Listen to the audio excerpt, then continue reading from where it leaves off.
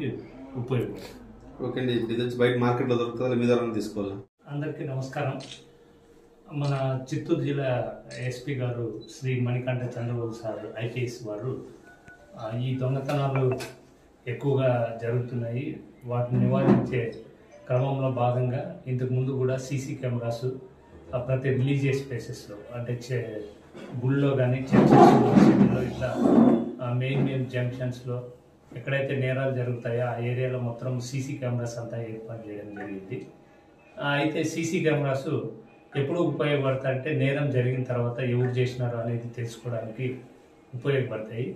అయితే ఇప్పుడు కొత్తగా ఈ సెక్యూరిటీ లాక్ అని కొత్తగా ఒక లాక్ వచ్చింది. ఇది యాక్చువల్గా చీప్ అండ్ బెస్ట్గా దొరుకుతుంది. జస్ట్ 400 రూపీస్తో ఈ లాక్ దొరుకుతుంది. దీన్ని ఎక్కడైనా టెంపుల్స్ కానీ చర్చ్లో కానీ గుళ్ళో కానీ లాక్ చేసినామంటే ఎవరైనా నైట్ టైమ్స్ ఏదైనా దొంగతనం చేయాలని అటెంప్ట్ చేసినట్లయితే ఈ లాక్ బాగా అలారం వస్తుంది.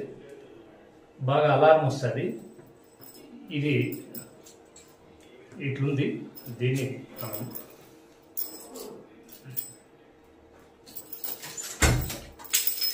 ఇది లాక్, ఇది మామూలుగా ఇట్లా పెడితే లాక్. మనం లాక్ చేసి పోయేటప్పుడు దీన్ని ఇట్లా రివర్స్లో పెట్టి ఇప్పుడు లాక్ అయిపోయింది. ఇది లాక్ అయిపోయింది. ఎవరైనా ఒకసారి మీరు టెస్ట్ చేయండి. ఒకసారి టెస్ట్ చేస్తే మనం లాక్ అయిపోయిందని మనం బ్లాక్ చేసి ఓపెన్ చేయాలంటే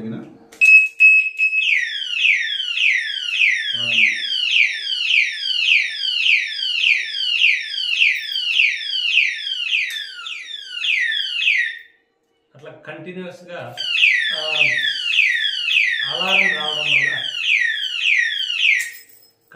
అలారం రావడం వల్ల ఎవరో ఒకరు మేల్కోవడం కానీ ఆ దొంగతనం జరుపుకోకుండా ప్రివెంట్ చేయాలనే ఉద్దేశంతో మన చిత్తూరు జిల్లా ఎస్పీ గారు దీన్ని ప్రత్యేకంగా మన ప్రతి పోలీస్ స్టేషన్ లిమిట్స్లో ఇది ఏర్పాటు చేస్తే బాగుంటుంది, దానివల్ల నేరాలను నిరోధించవచ్చు అనే అభిప్రాయంతో మాకందరికీ సారు సజెస్ట్ చేయడం జరిగింది.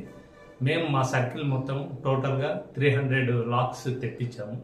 అంటే కార్వేట్ నగరంకి 100, ఎస్ఆర్పురంకి 100, వెదురుకుప్పంకి 50, పాలసముద్రంకి 50 తెప్పించడం జరిగింది.